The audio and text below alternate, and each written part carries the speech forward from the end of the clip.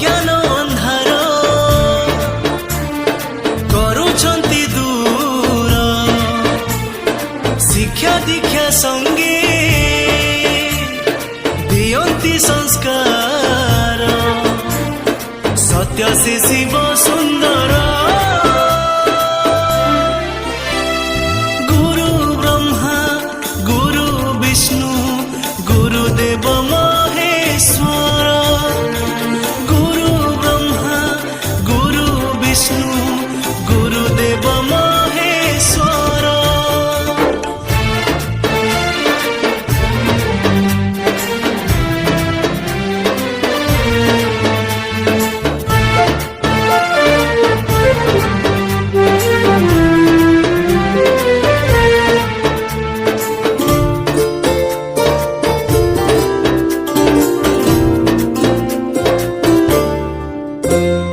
बाट ଚାଲିବା ଶିଖାନ୍ତି ଗୁରୁ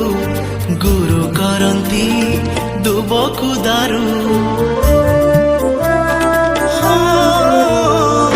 ଗୁରୁ ଜୀବନ ଗୁରୁ ସପନ ଭବ ସଂସାରେ ଗୁରୁ ମହାନ ଗୁରୁ ଦର୍ଶନେ ଯାଏ କଷଣ ଗୁରୁ ପାଦରେ ନିଅ ଶରଣ ଗୁରୁଙ୍କ ଆଜ୍ଞାକୁ କରିଲେ ପାଳନ ନଥାଏ କାହାକୁ ଡର ଗୁରୁ ବ୍ରହ୍ମା ଗୁରୁ ବିଷ୍ଣୁ ଗୁରୁଦେବ ମହେଶ୍ୱର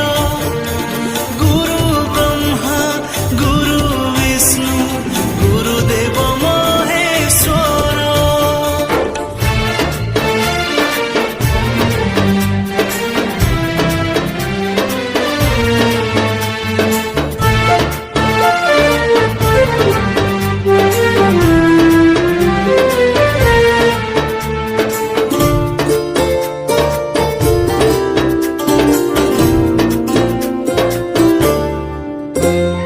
ଚନ୍ଦନ ଧୂଳି ଗୁରୁଙ୍କ ଗାଳି ଆନନ୍ଦେ ରୁହ ଦେହରେ ବୋଳି ଗୁରୁ ଆଶିଷ ଗୁରୁ ପରଶ ଅମଣିଷକୁ କରେ ମଣିଷ ସଦ୍ଗୁରୁଙ୍କୁ କଲେ ସ୍ମରଣ ଶାନ୍ତି ଲଭିବେ କୁଳ ସନ୍ତାନ ଗୋବିନ୍ଦଙ୍କ ଠାରୁ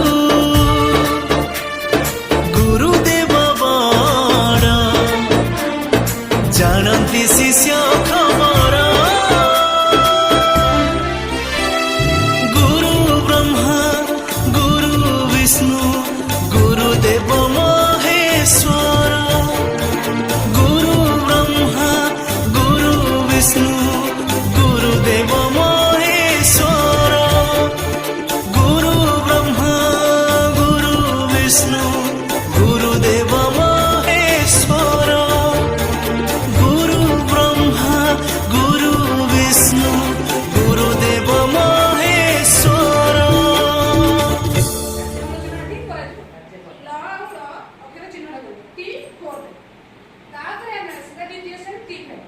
ଖରା ବର୍ଷା ଶୀତ ଯୋଉ ବିଷୟଟି ଅଛି ସେ ବିଷୟଟି ଆଲୋଚନା କରାଯିବ ସେଠି ଆମର ଲକ୍ଷ୍ୟ କଣ ନେବ ତ ଆଉ ତ ଯୁକ୍ତାକ୍ଷର ଚିହ୍ନଟ କରିବ ତାପରେ ଆମେ ଆସିବା ଶିଶୁ ବାଟିକା P6 ଏଠିକି ଆସିବ ତାପରେ ଆମେ ଯୋଉ ନ୍ୟସ୍ତ କାର୍ଯ୍ୟ 34 ଟା ଦେଇଥିଲେ ସେଟା ଏଠି ତଦାରଖ କରିବା ପୁଣି ଆଉ ନ୍ୟସ୍ତ କାର୍ଯ୍ୟ ତାପରେ ଯୋଉ ବିନ୍ଦୁ ଯୋଡ଼ ଯାହା ବି ଅଛି ସୂଚନା ତାକୁ ଦିଆଯିବ P6 ତାପରେ P7 ଆମର କାର୍ଯ୍ୟ ପୁସ୍ତିକା ପିଲାଙ୍କୁ ଦିଆଯିବ ପ୍ରଥମ ଶ୍ରେଣୀ ପିଲାଙ୍କୁ କାର୍ଯ୍ୟ ପୁସ୍ତିକାର 14 ସପ୍ତାହ ପେଜ ନମ୍ବର 7 ତାକୁ ଦିଆଯିବ ସେମାନେ ଏଠି କରିବେ ତାପରେ ଆମେ ଆସିବା ଟିଏ ତାକୁ ଏଠି ଯୋଉ ନଷ୍ଟ କାର୍ଯ୍ୟ ଦିଆଯାଇଥିଲା ସେଟା ନଷ୍ଟ କାର୍ଯ୍ୟ ତଦାରଖ କରାଯିବ ତାପରେ ଆସିବା ଶିଶୁ ବାଟିକା ପୁଣି ଶିଶୁ ବାଟିକାକୁ ଆସିବା T8 ରୁ ପୁଣି ଶିଶୁ ବାଟିକାକୁ ଆସିବା ଶିଶୁ ବାଟିକା ତାକୁ ସେମିତି ଯୋଉ ନଷ୍ଟ କାର୍ଯ୍ୟ ଦିଆଯାଇଥିଲା ସେଟା ତଦାରଖ କରାଯିବ କାରଣ ଯେହେତୁ ଶିଶୁ ବାଟିକାରେ କେବଳ ବିନ୍ଦୁ ଯୋଡ଼ ରଙ୍ଗ ଦିଅ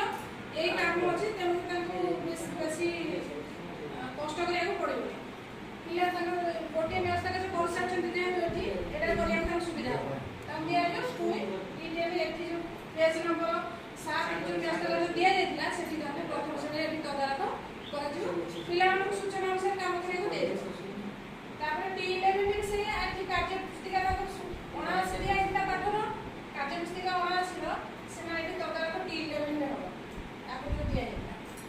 11 ହେଇ ସାରିଲା ପରେ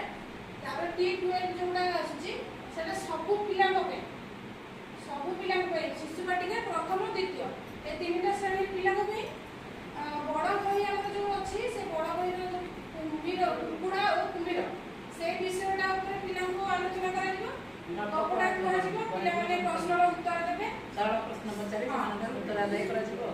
ଉତ୍ତର ଆଦାୟ କରିସାରିଲା ପରେ ଶିଶୁ ବାଟିକା ପିଲାଙ୍କୁ ତ କହିବାକୁ କୁହାଯିବ, ଏମାନଙ୍କୁ ଟିକେ ଆଲୋଚନା କରିକି ପିଲାମାନଙ୍କୁ ରଙ୍ଗ ବି ଦିଆଯାଇପାରେ, ରଙ୍ଗ ଦିଆଯାଏ